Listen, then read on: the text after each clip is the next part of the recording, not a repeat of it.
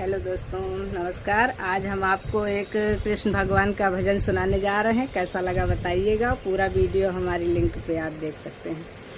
आवा आवा कृष्ण भैया, आवा हो कन्हैया, आवा आवा कृष्ण भैया, आवा हो कन्हैया।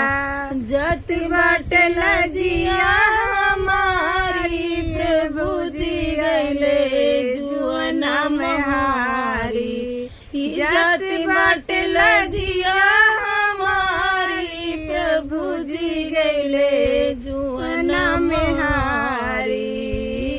दुष्ट दुशासन खींचत साड़ी, दुष्ट दुशासन खींचत साड़ी। सब बीच करला घारी, प्रभु जी गैले जुअना हारी। सब बीच करला घारी, प्रभु जी गैले जुअना हारी।